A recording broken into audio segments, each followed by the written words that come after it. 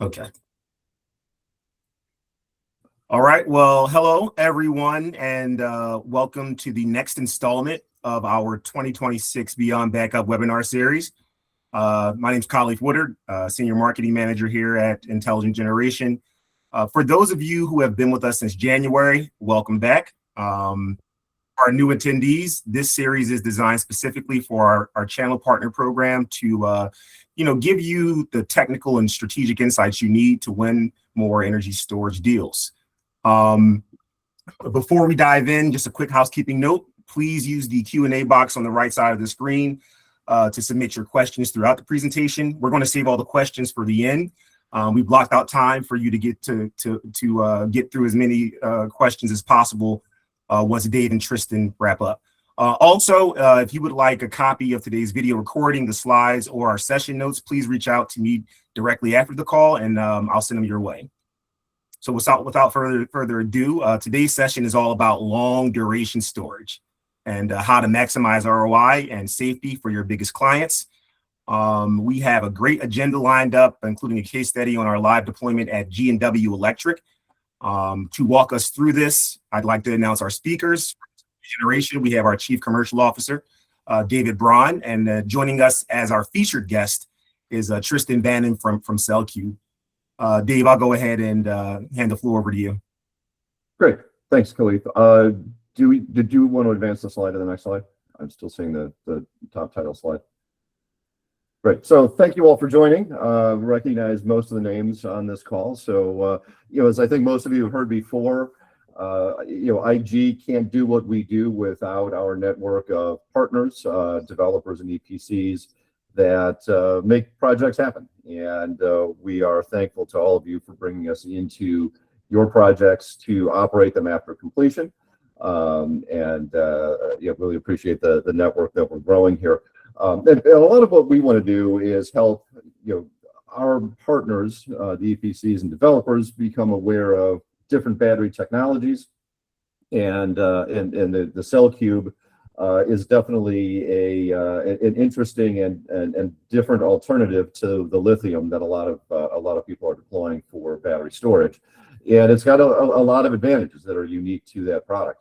IG is agnostic to the battery that is selected by the EPCs and the customers, but certainly we need to be involved in that selection process to make sure that we can operate the battery and be able to dispatch it in the future. And the CellCube is one that we have now over 3 years of experience operating at G&W Electric in Bolingbrook, and you're going to hear a lot more about that today.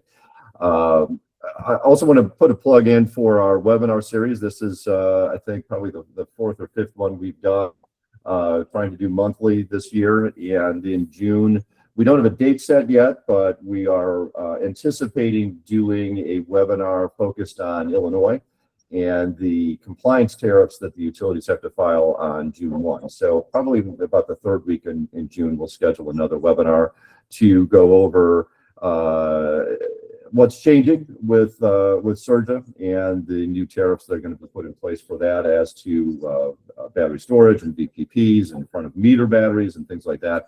So we'll have a lot of detail, hopefully, on that to talk about that new opportunity. So, well, without further ado, let me introduce Tristan Bannon, the Chief Commercial Officer for CellCube, here to talk about their unique product and an introduction to that. So, Tristan, take it away. All right. Thank you so much, David. Everybody on the call, thank you so much for joining us, for taking an hour out of your day to listen to this. I am going to talk a little bit about the project here. I'll start by talking about CellCube Energy Storage, about the company. I'm going to talk a little bit about a very specific project we've been working with Intelligent Generation on for going on 4 years. We've got a project at G&W Electric's manufacturing facility in Bolingbrook, Illinois, that they operate. And we're going to talk about sort of the economics of that. And then what I'll do is kind of talk a little bit about more about how that could be replicated elsewhere. And I'm really excited about the opportunity to do this today. And I think the timing is really good because some things have changed in the PJM market in the last couple of months. that have taken the economics of this, which were already pretty strong, and absolutely supercharged them to the point where it's an extremely profitable project for G&W Electric, and they're more than willing to share the success story for others to potentially recreate it. So why don't we advance to the next slide, please? All right, and so introduction to CellCube. So next slide, please. All right, so we're going to talk a little bit about CellCube's technology. So first and foremost, we make a battery energy storage system. It is grid scale. It's intended for fixed installations, and it is not a lithium battery. So I know most people in this market or who are involved in energy in some capacity or another are familiar with energy storage, with battery storage, and know that lithium iron phosphate represents the vast majority of the grid scale market. But there are some real challenges with lithium batteries that, as you get deeper into working in those projects, you become more familiar with. Things like thermal runaway issues, they catch on fire, limitations on the number of cycles you can do within the warranty, a performance in extremely cold or hot weather, reliance on supply chains coming out of China. That's really sort of the problem set our battery was invented to solve. So the battery we make is called a flow battery. Specifically, it's a vanadium flow battery, which I'll talk more about. But a couple of key things I want to highlight. Now, I've been with the company about 6 months. I've been working with CellCube for 2 years. I actually joined them after having been the engineer designing a microgrid project with CellCube. And I was so impressed with the technology and how effective it was. In that case, it was for a military project that when the opportunity came to join the company, I jumped at it. And in fact, am going to be moving out to their headquarters here in Austria, in Vienna, Austria, in a couple of weeks. That's how committed I was to the idea. But the company itself, we've been around for about 25 years. So it's not a research stage product. It's not something really novel. It's mature technology. We're in the 4th generation. We've deployed over 150 projects around the world. We've got over 6 million operating hours through the batteries. Our longest project's been continuously operating for over 15 years, collecting real world data. And we're now at TRL 9, right? So these are megawatt scale systems and megawatt hour scale systems that are fielded, they're operational, and we've got great real projects and data to show. So with that being said, why don't we go to the next slide? We fall into a class of technologies called long duration energy storage. And I'm not sure exactly what happened. It looks like some of the titles of these slides got corrupted in the conversion from PowerPoint to PDF. So I don't know what language that is. It's not one that I know. I'll make sure a clean deck is provided after the fact here. But essentially, a long duration energy storage system is really any system. It's any technology that can deploy power for at least 10 hours. I'll get into a little bit of the details of how that works, but a key thing to know about CellCube is, in addition to all the other things we're going to talk about, it can deploy power for between 2 and 24 hours, which makes it really good for microgrids. It makes it really good for industrial applications, where the ability to provide continuous power, and particularly continuous power at very controlled, stable voltage levels, is important. And the project we'll talk about at G&W, that's actually a 4-hour system, but the way it's configured, it can be operated for 10 hours or longer. We're also an electrochemical battery, not a thermal, not mechanical chemical. It is truly a battery in the way that you're maybe familiar with. So next slide, please. Now I want to talk about vanadium. So I mentioned it's a vanadium flow battery. And this gets a little technical, but in our battery, unlike a lithium type battery, we actually have the power and the energy separated. They're in separate containers. And for us, the energy is stored in an electrolyte, which is composed of primarily water, but also vanadium pentoxide. And vanadium is kind of an interesting thing. I didn't know a whole lot about it before I started, but you guys can dust off your high school chemistry notes. Vanadium is element 23 on the periodic table. And if you remember from those, lost the slides. If you remember from those classes, the lower the number on the periodic table, the more abundant it is. And number 23 is pretty low. It is an abundant mineral. In fact, there's about 10 terawatt hours of vanadium which exist in the Earth's crust today. So whole lot of energy out there from vanadium.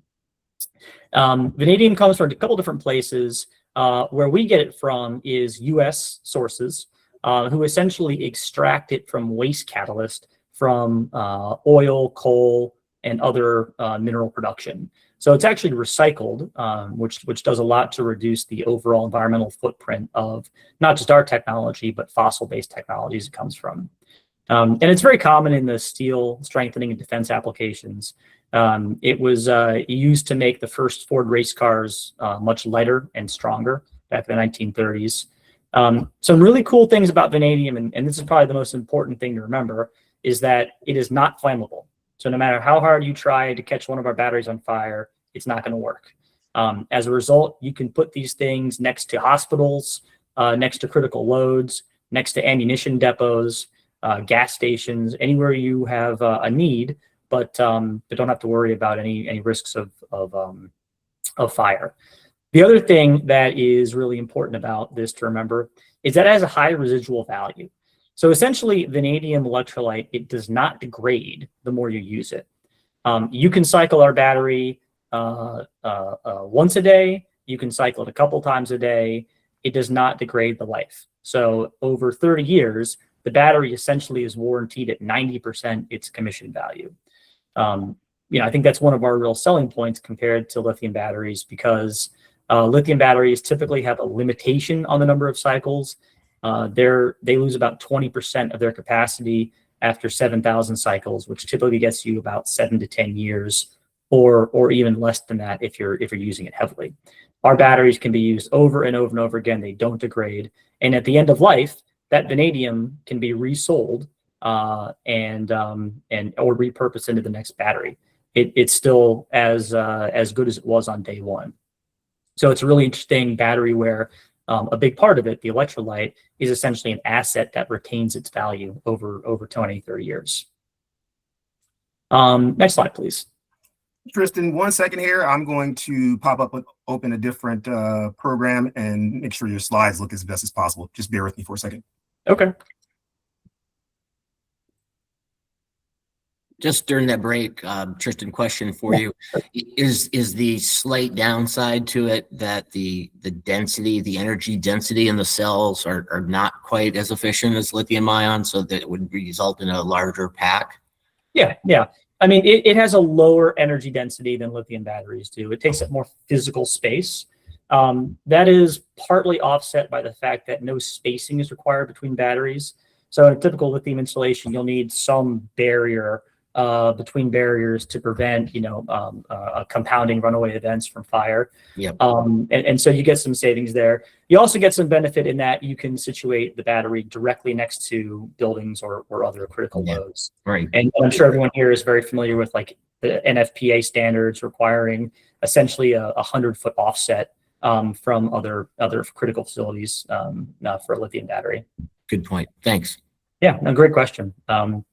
And thank you, Khalif. It looks like we got the slide up. So here's a picture of one of our batteries. You can see it in the top left. I'll just kind of walk the dog on this for a second. So you can see there's sort of a double decker. And these are, by the way, these are 40-foot shipping containers. They're standard shipping containers.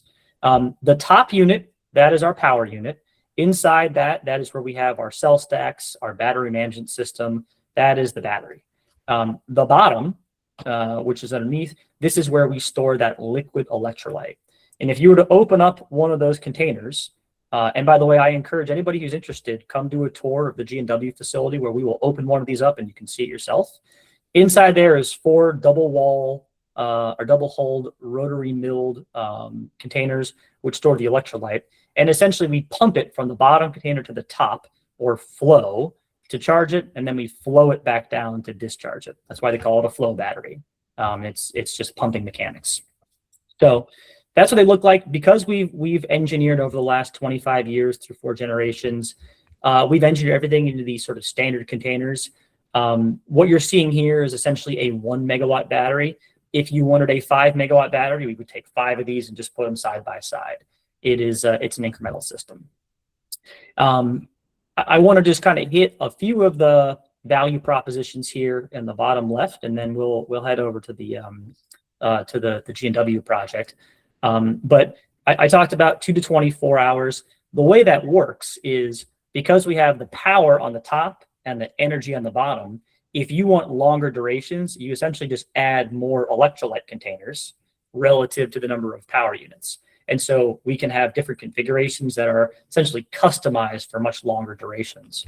And that's something that some of our customers, particularly who are in regions with a lot of grid instability or things like wildfires that might take the grid out for a few days, are really focused on.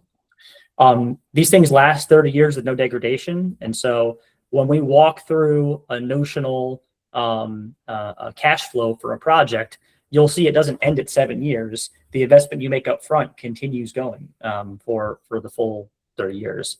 Non-flammable. Hey, this is a really good one on the bottom, the economic here. More than 50% of our battery components come from the USA. And so when you're looking at putting together sort of your pro forma, you have the ability to basically qualify for the max ITC. And for a standalone battery project in a post one big beautiful bill era, that means 50%, but only if you can certify that it is not any entanglements with foreign entities of concern, i.e. China. And so our battery has no Chinese or other FIAC components. So we qualify for that max ITC. They're fast ramping, so these can basically respond to signals as quickly as any other battery. And it is an effective part of the fleet that IG is operating today.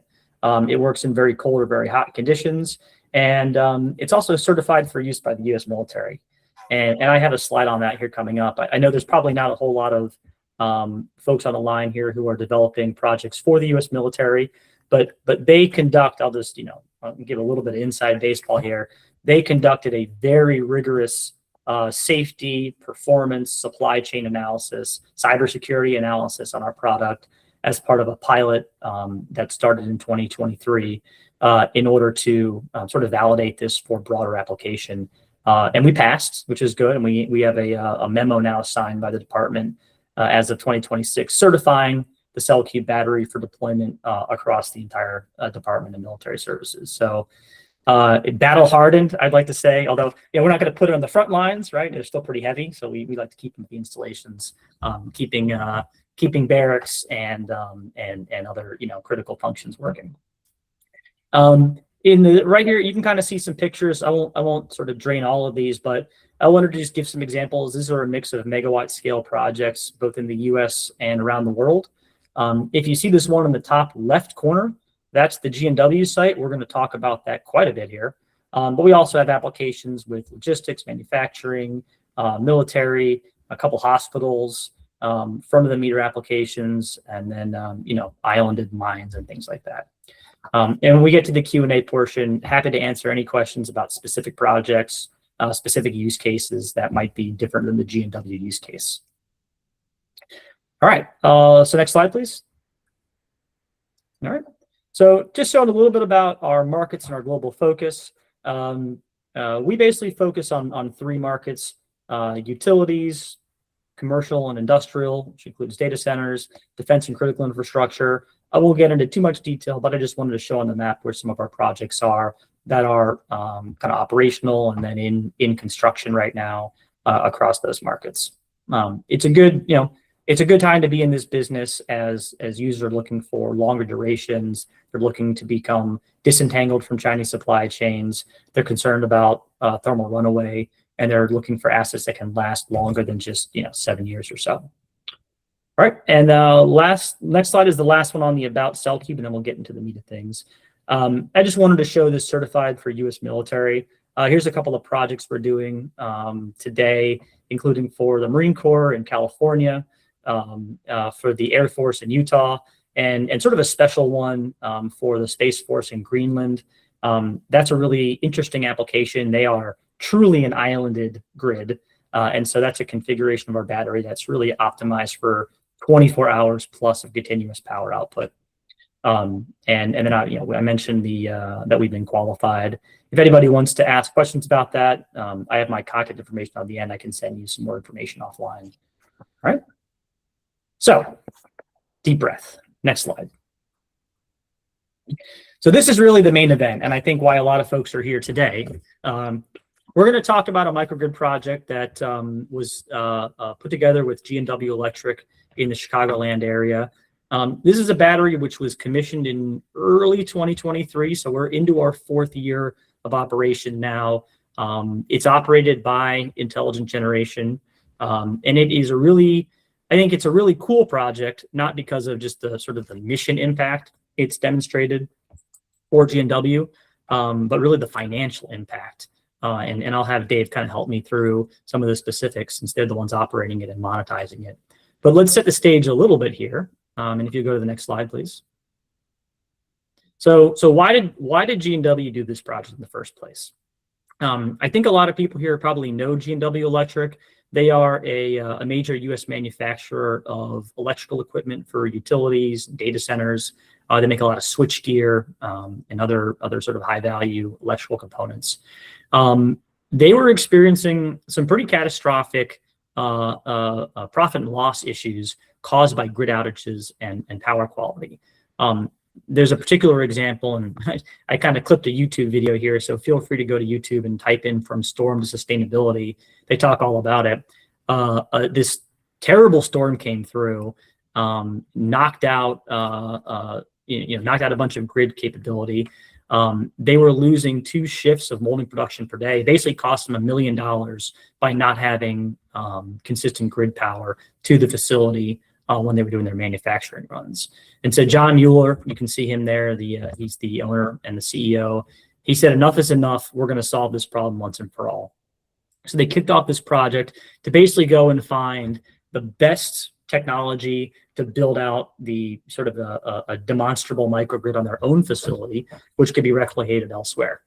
And their goals were to really be able to bridge through some of these grid outages, but they really wanted something that could pay for itself through O&M. They wanted something which could last a long time. They didn't want something which is going to be, with issues, with breaks, needing constant maintenance. And they wanted to themselves gain expertise in the systems in order to replicate it for their customers. The key value proposition was choosing reliable, proven, and long-lasting equipment. Clearly they had a mission imperative there. And so let's go to the next slide. So what do? So they basically put together a project. It is anchored by CellCube's flow battery. So what we've got at this site is a 2 megawatt 4-hour battery. It can actually be overrated and operated at a higher capacity, but nameplate's 2 megawatts 4 hours. They've got a microgrid. They've got switchgear and a recloser that they manufactured themselves. 2 megawatt bifacial solar array.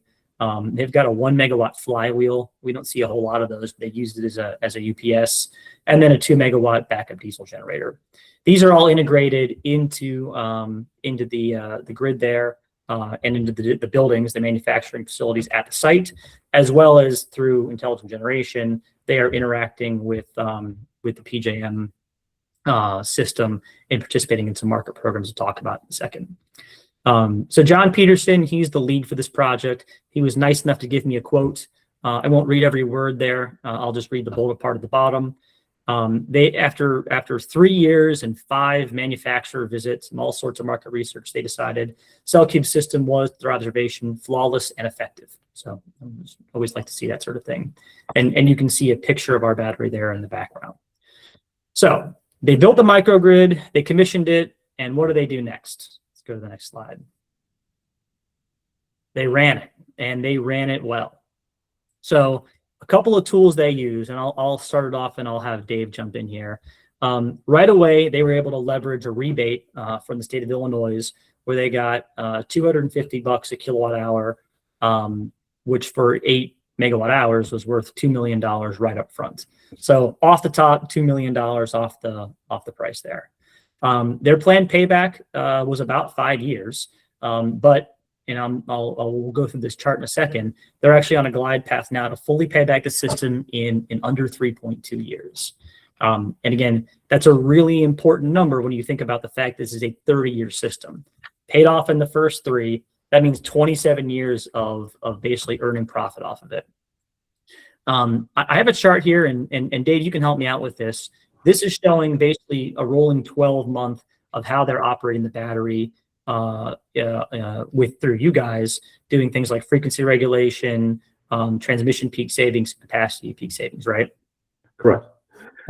Yeah, so this is a screen capture that G&W provided to Tristan this week, showing the intelligent generation power suite dashboard that we provide to our customers. So it's really a financial view into how the battery is performing and the revenues and savings that are being generated. So each of those stacked bars is a month over the past 12 months, and each color band there is a different element of the value stack. And this also includes the solar. They do have about 2 megawatts of solar on the roof there. So the red bars are the solar offsets, the amount of energy that they don't have to buy from the grid because they're generating themselves with their own solar panels. The yellow is the SREX. And then where intelligent generation gets into the dispatch of the assets, the dark green bar segment is the capacity value savings. So, and the light green is the transmission. So last summer, we dispatched the battery to discharge during grid peak events. I believe there were 17 dispatch events last year to be able to lower the amount of capacity that G&W has to buy through their retail energy supplier. And so that has created a significant amount of savings that shows up on their monthly invoice. And then, the big story there is the blue bars, and that's the frequency regulation revenues. And as some of you may be aware, we've had some changes in frequency regulation, the market over the past 6 months. PJM changed how they were sending the frequency regulation signals on October 1st.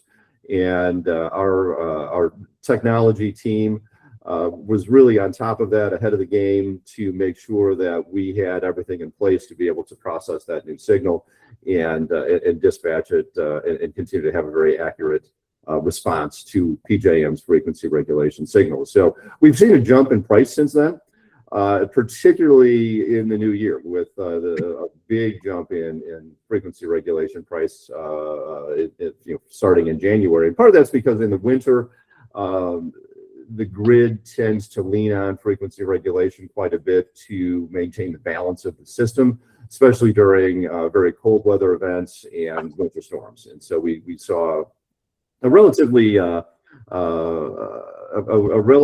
violent winter this year in the Midwest, and so we've had a lot of events of frequency regulation being used and at very high prices as well. Mm-hmm. So that's created some significantly higher revenues so far this year. We continue to forecast in our power plans, though, the long-term average.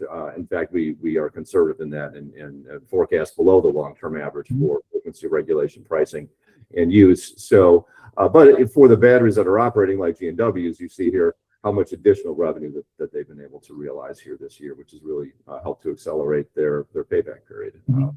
Yeah, and G&W asked us not to include the y-axis with numbers on it, but I mean, it's hundreds of thousands of dollars a month since January. It's really, really phenomenal. And the battery is able to basically just hit all the signals and respond basically, whenever asked. Dave, what is it doing? Like 23 hours a day? It's participating, something like that? This one, for the most part, it's 24 hours a day, 24 hours a day of bidding into the market. Yes. Yeah. I mean, that's a great story. To say nothing of the 25 outages they prevented since installing it, with an estimated $1 million business loss per outage and almost 9 gigawatt hours of energy they've produced. Yeah. And the CO2 reduction as well through this. And the CO2, yeah, absolutely, absolutely. It's a lot of CO2 they produce. So this, I mean, they're islanded from the utility. No, they're in parallel with the utility. This is disconnected. It has the capability of islanding and in the event of a grid outage, but it is normally running in parallel and in sync with the grid. Okay, which is how the grid revenues are being generated. Oh, got it. So I mean, this is like, really want to hammer on this. This is a 2 megawatt battery they installed. They got $2 million right off the bat from the state of Illinois. So anybody who's on the line here, who's in Illinois, who's thinking about a battery, the state of Illinois will pay you millions of dollars off your purchase price, in addition to what you can get from the federal ITC, if it's a non-FIAC, non-Chinese source battery. So it's free money, and again, when you're looking at a 20 to 30 year payback, it's a really interesting pro forma you can put together. Excuse me, you're saying that's in the state of Illinois? The Yep. Illinois rebate is for state of Illinois, correct. And on top of that, they also receive the ITC. Is that the only state that gives rebates? Just Illinois? No, Minnesota does too. Yeah, I can't speak to all Minnesota, the- good. Yeah, New Jersey's working on a program right now as well that we expect to hear more detail about later this year, probably for implementation in 2027, and that will have potentially some similar elements and magnitude to the rebates, but it may pay out over a longer term instead of upfront. Illinois is paying upfront right now. So we have Minnesota, New Jersey, and Illinois at the moment. There may be other states. I can't speak to all of the states. We really just focus on PJM, so Midwest through Mid-Atlantic. Right. Okay. Thank you very much. All right. Thanks. And thanks, Nathan. I didn't know that about Minnesota, so appreciate you being on here to share the good news about that. All right. Next slide. All right. So we saw what G&W was able to do. So let's talk about what you all potentially could be able to do. Next slide. So what I did here, again, I recognize many people here are not in Illinois or PJM. I focus it just on replicating this in that region. So, you can add some things, remove some things, but I wanted to provide some scaling context for what a project could net. So right here, so like there's basically, two rebate programs that are available up front. One is the Illinois program we just talked about. I believe, it may not be in place today, but I think they're putting a cap on that at either 5 megawatts or $5 million. So it's still a pretty sizable battery and a pretty sizable rebate, but let's say 5 million is the likely cap if you were to start a project today when you'd be able to collect. The ITC, I don't know if everyone's familiar with that. Basically, there's different levels to it. You get a level up by having made in America. You have or 51% content or more. You get a level up for citing it in an energy community. You get a level up for using prevailing wage labor. I believe a lot of this area is in an energy community, but you have to go and reference the maps yourself. But if it's an energy community with a CellCube battery, you can get basically up to a 50% reduction on the purchase price. Otherwise, 40%. Beyond those, It's sunsetted in July. Like No, the storage incentive was not affected directly by the OBBB. So this ITC continues on through 2032, and then has a couple of steps down into 2034. It obviously does. It is affected by FIAC and all of those elements. So that, as Tristan said, that's an important thing to be mindful of when you're selecting a battery. doesn't work if you're going to buy a cattle battery. Doesn't work for a Huawei battery. Doesn't work for anything that's manufactured in China. That's great. Thank you. So there's a few programs now in PJM that we've put some round numbers in here, and I got these from Intelligent Generation, so I think they're pretty good, representing kind of averages over the year. But from a rule of thumb, you can look at about 100K per year per megawatt for demand peak avoidance, between 35 and 200 for transmission peak savings. In the Chicago area, I think it's lower. It's in like the 40 to 50K megawatt per year. In other places, like I think you said PSEG, it's higher. It's up to like 200K. So there's a huge swing there depending on where you're located. Yeah, that demand estimate and transmission estimate is based on PJM. So, the demand price is consistent across all of PJM, but transmission value does vary by utility. AES, Dayton at the low end, about around 35,000. ComEd's about $46,000 a megawatt year, but out in places like New Jersey, PSE&G, upwards of $200,000 per megawatt per year in transmission costs that can be avoided using a battery strategically. Yep. And then obviously frequency regulation. That's one we talked about a minute ago. That really is the moneymaker right now in PJM. Previously, I think that was generating about 150 to 200K per megawatt per year. With the new signal, that Intelligent Generations team has been able to sort of reconfigure their system to take advantage of, it's looking at 500 to 600K per megawatt per year. That could change in the next 20 years. Things change, but right now it's looking pretty stable and pretty generous. Yeah, it's that is a market-based price, so it is a relatively volatile price, and recent history isn't necessarily indicative of what we'll see in the future, but it's certainly paying very well right now. Right, but what I'm showing, this doesn't even include the benefits to your organization, right? What is the benefit to your organization by not having outages? What are the benefits to your organization of installing PV array on your roof or in your parking lot and using that as your power source instead of buying it from the grid? What are the benefits to your organization for having, more stable voltage levels, like, coursing through your facility distribution grid? There are lots of reasons that you could potentially want to buy a battery, to say nothing of the financial implications, right? So, there's a lot going on there. And then locally, different utilities offer different rebates. I didn't have the time frankly, the team of policy experts to go and document all of those, but I'd be more than happy to help kind of work through that on a case-by-case basis if anybody's interested. I do have a couple of, there are restrictions on those, right? And I've got some of those on the right-hand side. There's been some changes to the Illinois program. In order to participate and get that $250 kilowatt hour rebate, you have to participate in the virtual power plant program, which means you have to be willing to disperse power for 2 hours a day, every day, 365 days a year. Not a huge problem. Just the summer, just the summer 4 months, not 365. Oh, sorry, in the summer, sure, in the summer weekdays. But that actually imposes a cycling toll on if you have a lithium battery, right? So if you're counting down the cycles until you're going to have to go and augment or replace, having this mandatory cycle or multi-cycle, depending on your configuration, that's just draining your warranty, which makes it really unattractive. CellCube battery, there are no degradation issues with cycling. We love cycling. We prefer to cycle. It doesn't impact the lifespan. And I've talked about some of the other things here.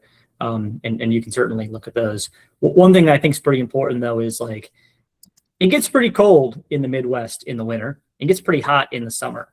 And lithium batteries require heating units. They require cooling. That's a big auxiliary load. So you're losing a lot of efficiency on your battery when you have to power those loads. Our battery does not require the same sort of conditioning to maintain its temperature control. I don't have them in here, but if you want to reach out to me, I've got lots of charts on performance data from the G&W site during 100-degree summers and during sub-zero winters. All right. So now that you've seen kind of what those look like, let's go to the next slide. I put together sort of a notional cash flow. So I put together a hypothetical use case. This is a 4 megawatt, 8-hour battery, so 32 megawatt hour nameplate. And then, apply the rebates, apply the ITC, and basically you would be looking at a net price of $3.5 million at hand. I wanted to be a little bit more conservative in this. So I said, let's reserve some of that battery capacity for local resilience. So what does that mean? Well, at G&W, they don't allow the battery to be totally from 0 to 100 at all times.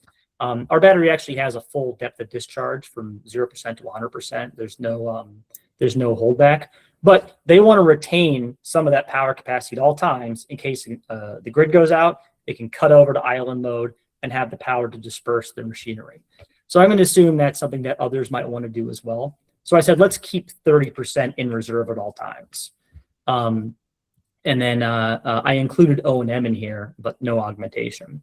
And then I just plugged in some numbers here. I didn't go, I took sort of a conservative transmission peak view, only 50K, not the full 200 you could get. And then I also included, we talked about this earlier, but at the end of life, that electrolyte, the vanadium electrolyte, it has a market value. And so you get to sell that back, and it actually has a positive effect on your cash flow, as opposed to lithium battery, where you have to go and dispose of it and figure out what to do with caustic materials. So as you can see here, for essentially a $3.5 million investment, you're looking at a break even in the first quarter of Q3. And if you stick with this for the full 30 years with a warranty, you're essentially looking at a 14x ROI. I'm a business guy that feels like a good deal to me. Part of why I asked Intelligent Generation, if we could talk about the G&W project here, is a lot of people don't know that there is so much money available both up front and to be made in operation. I don't know that PJM and the state of Illinois do a great job in marketing it, but there's a lot of opportunity there if you are a CNI, or you're a hospital, or you are a logistics facility, or anyone else that has, a couple megawatts of load that you want to cover. A battery is not just good for your business; it's a really good investment to make for your company. All right, just let that sit there for a moment. All right, let's go to the next slide. So I promised we'd have lots of time for Q&A, so I'll just sort of rattle through the conclusion here. I've talked about our battery. It's a really good battery. We've been making them for 25 years. They're reliable. You can come tour them. I'd love to host a tour at G&W. We just had a site visit day in April. I think I had about 10 different parties come through over 2 days to tour the battery, walk inside, and then talk to G&W themselves and get sort of the operator's perspective. Not Chinese, no flammability, no thermal runaway, qualifies for state and federal incentives, operates really well in cold and hot. That's what we do. But Intelligent Generation is a huge part of the solution here. By operating our battery and aggregating into their fleet, they'll help you develop a behind-the-meter project. They'll help you with the pro forma. They will operate your battery using their software, and they'll get you that payout that we showed in the previous chart.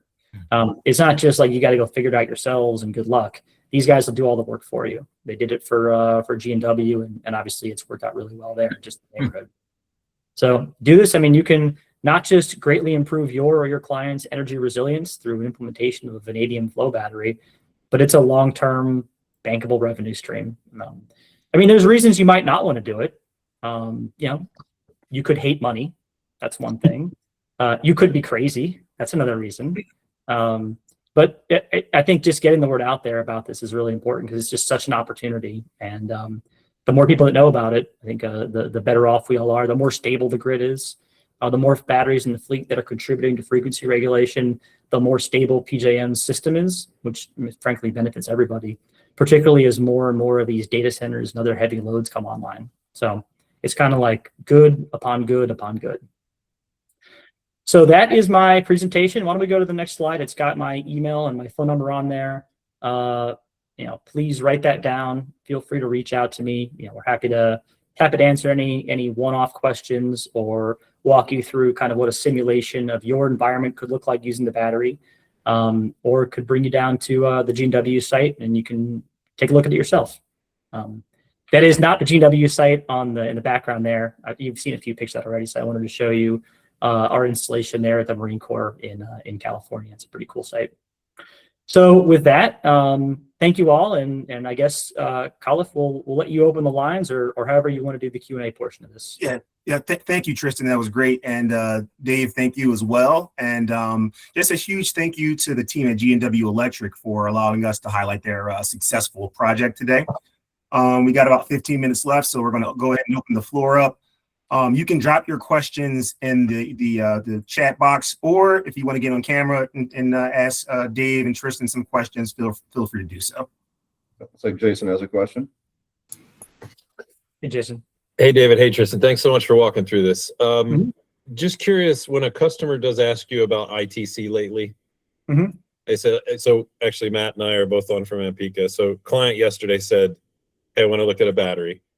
When they ask, how fast do I have to move to make sure I get the ITC? What is the latest you're saying to people? 6 years. Yeah, I mean, we're already through the window on safe harboring for solar, but the OBBBA specifically preserve the ITC on standalone battery systems. Fantastic. Thank you. Now, I think you should move faster than 6 years, but you do have. Sure. Yeah. 14x ROI. Let's get that going. Yeah, I know. Right. Yeah. Hey, Arnie, go ahead. Arnold. You're on mute, Arnie. You're on mute, buddy. Arnie, come off of mute. Or Khalif, can you take him off mute? I can't. Arnie, it should be in the bottom row there on the left, the microphone button. Are you saying Arnold or Ernie? I'm sorry. Yeah, I'm sorry. I'll do Oh, there we go. Yeah, it looks like this is a great battery. The only negative comparison to lithium ion seems to be the round trip efficiency. What is the round trip efficiency of this battery compared to a lithium battery? Yeah. So our round trip efficiency, the DC level, it gets up to about 84%. It is a little bit lower than a lithium battery, which I think is in the 90% range.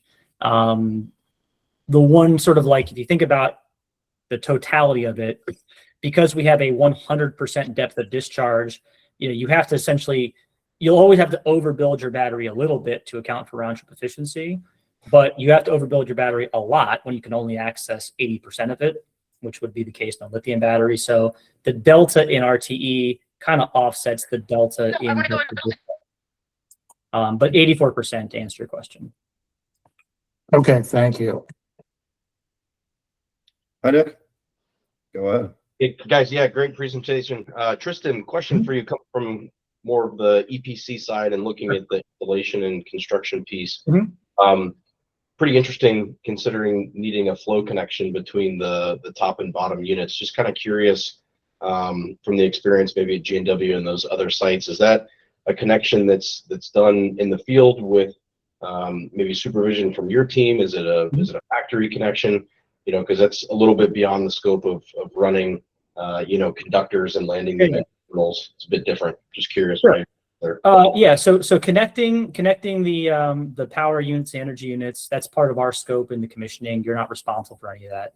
Really, the only thing you would have to do if you were EPCing is the three-stripe foundation on the bottom. Obviously, like grading and clearing the site. Yeah.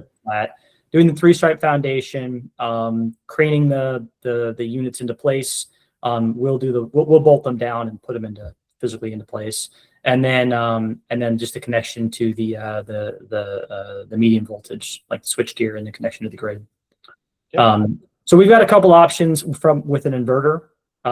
For US projects, we prefer to use a CAB 1000 inverter from EPC Power. Yeah. And we can pad mount those. We can also mount them on top of the energy units themselves. We didn't do it here. We've done it on other sites, but you can actually physically put them on top of the lower tank with a mounting kit. And we've got a few projects like that. Yeah, great. Thank you for that. Yep. Any other questions? I have a quick question. Go ahead, Jason. Sorry. Thank you. Tristan, I had a follow-up question again on the 14x ROI. My brain stops working after 10x ROI.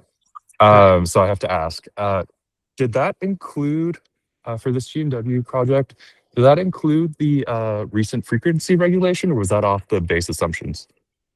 If you go back to the slide, I think I factored in frequency regulation on the payback. So I believe it's I've got transmission peak, I've got demand peak, and I've got frequency regulation built in, and you can see the assumptions there. And basically, I just flatlined it, year by year. Oh, David, you're on mute. See that? Yeah, but it looks like you're based off the frequency regulation value we've seen in the past 6 months, not the long-term average. I think it's Jason's question. Okay, yeah. Okay, so it did include kind of that pop in frequency like regulation, but that, I mean, I think the other positive note is it sounds like that was also a surprise from the base assumption, and hopefully there were surprises like that. Yeah. Okay. I chose the low end of the top of the higher version. So we kind of said 500 to 650 is what we're seeing right now. So I took the lower end of that. But it represents sort of this change in the signal and the benefits therein. Amazing. Does this include accelerated depreciation on the client's bills? No, I didn't include any depreciation. Nice. We got another question from Stephen Percy. Do you have a proprietary BMS? Yeah, it's our BMS. We design it at our headquarters in Vienna. So it's coming out of the EU. We don't use a third party. It's a self-designed. I mean, it's basically customized to manage all of the flow mechanics. And then, way too technical for this conversation, but you have to you got to manage state of charge, temperature, balance between tanks. And so the BMS is really dialed into all the things that are unique about our system. It would make sense to try to find a third party to do that. Great. And then we have another question from Arnie. Is 1 megawatt the minimum size? They have some projects in ComEd that can only be at 500 kW without significant ComEd interconnection upgrades. Yeah, so great question, Arnie. We essentially make 3 commercial products today. And if you remember, can you flip back to one of the pictures of the battery? It'll help me sort of visualize it here. Go down to the last one with my name and my email on it. Yeah, it's great. So each one of these power units there on top are rated nameplate 333 kilowatts. So essentially a 333 kW system is the smallest individual system we would sell. And we'll do one for 4 hours or for 8 hours.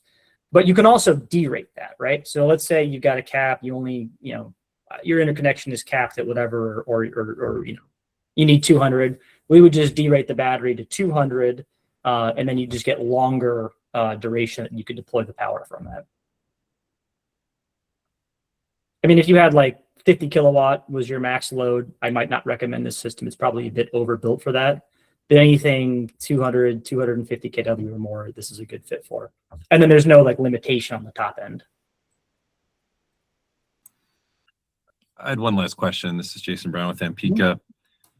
The recent ELCC results for demand response had 4 and 8 hour batteries, not as high as other technologies. Do you see any line of sight to the ELCC values for demand response for batteries improving? That's a great question. I don't necessarily have an informed opinion about that within PJM right now. Maybe that's something that Dave or the IG guys can jump on. The typical business model that we're using behind the meter, we're not feeding into the BRA auction. So our business model is not based on those ELCC values. It's based on reducing customer demand and how much capacity the customer has to buy. So the ELCC is really not relevant in that case. Was GW entered into, or was this client that we went through, were they participating in the demand response program? Not the PJM emergency capacity-based demand response program. Okay, great. I'll have some deeper questions, David, I can follow up with you on. Thank you so much. Thank you. Yeah, please do. I saw Brian Brogan had his hand up from Energy Hedge. Brian, you have a question? Yeah. Hey, David. Hey, guys. Nice to meet you. So I'm more on the financing side with underwriters and developer or institutional capital. Tristan, if you can comment on kind of where the U.S. institutional capital folks are on underwriting and comfort with your product, and if that's an ongoing process, right? Just trying to understand if we develop projects with your solution, are we going to run into onboarding roadblocks, and what is that currently looking like, and is that a pretty seamless process?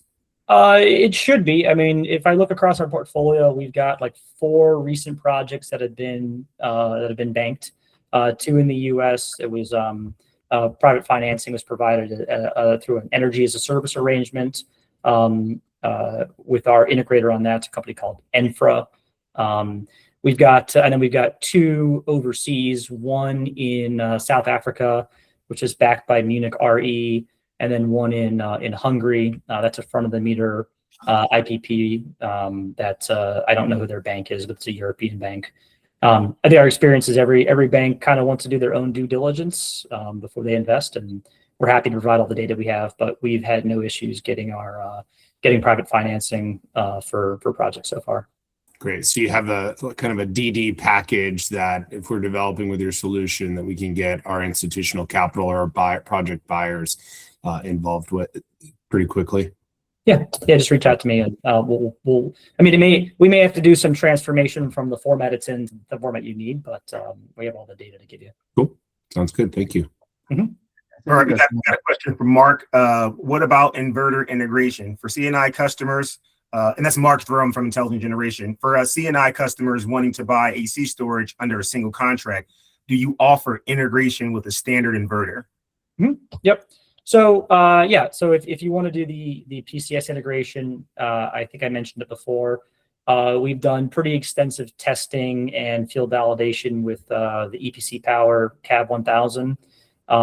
That's actually not the one we're using at GNW. I think we have an SMA inverter there. Both are certified and are great. One of the things that's a little bit unique about CellCube compared to some others is we are willing to take on like a little bit wider of a scope boundary than maybe some other battery companies are, depending on the use case. So we'll include the AC, we'll include the transformer. We've even got a couple of projects, including the one you can see on the screen right now at the Marine Corps base, where CellCube is the general contractor, and we are leading turnkey from requirement to commissioning and operations. So we don't love to do that because it's a lot of extra work, but in cases where you just want a turnkey solution, we'll do turnkey as well. I see a question also on here. I'm not sure if this got answered. Do you have a proprietary BMS? I think we just answered that one. Yeah. I must have missed it. Sorry. Thanks. Tristan, I have a quick question. So, flow batteries are known to be or to have a larger footprint than lithium ion. How do you address footprint concerns for developers looking to prospect in certain clients? Well, I'll put it this way: if you have a parking lot, you've got room for a flow battery. I mean, that's what GNW did. They just put it in the parking lot. Yes, the energy density is lower than lithium. I mean, I think we say it's about 90 to 100 megawatt hours per acre is kind of the maximum we could achieve with the current, our current product. But the reality is, when you can physically put it right up against a wall, you could put it inside. If that was something you wanted to do, you could, you could put it in a near a protected waterway. I mean, there's no limitations on where it could go. That opens up a lot of real estate that previously or would be otherwise off limits for lithium installation. We've got some projects in the Middle East, and they want to put these at gas stations, right, and backup petrol stations. So putting a lithium battery to gas station is not on the table, but it is very effective for a battery like this. So what I might recommend is if you have questions and you want to share a KMZ file or other details about your site, we can take a look at it and give you some recommendations on where to put it to be most effective. Okay. Thanks for answering that, Tristan. And then this will be the last question here, unless we have any other questions. Dave, for a project the size of GNW, What did the timeline look like from LOI to commissioning? You're on mute again, David. Yeah, I wasn't around with the company at that time, so I can't necessarily give a good timeline on that. I would say from our perspective, from the time you place an order, if we're talking, 2 megawatts or less, maybe, I don't know, maybe 4 megawatts or less, from the time you place the order to commissioning completed, 10 months is pretty reasonable. If there are other things going on, including grid interconnection, maybe solar development that's outside of our scope, that could impact that. But just from our ability to build, ship, install, commission, it's about 10 months or something at the scale. Okay, thanks, Tristan. And so that looks like that's all the time that we have for questions today. So if we didn't get to yours, feel free to follow up, and we'll be able to get those questions answered. Tristan, thank you again for joining us and sharing your expertise on CellCube. David, thanks as always for walking us through the strategy and the G&W case study. For all of our partners on the call, your next step is simple. If you have a prospect who is a good fit for long duration storage, reach out to Dave, request a power plan so we can start modeling the numbers for you. As a reminder, if you would like a copy of today's video recording, the slide deck, or our session notes, please shoot me an email and I'll get those over to you. Thank you all for joining us today or for joining us today for the Beyond Backup series, and have a great rest of your Thursday, and we'll see you next month. Thanks so much. Thank you. Thank you.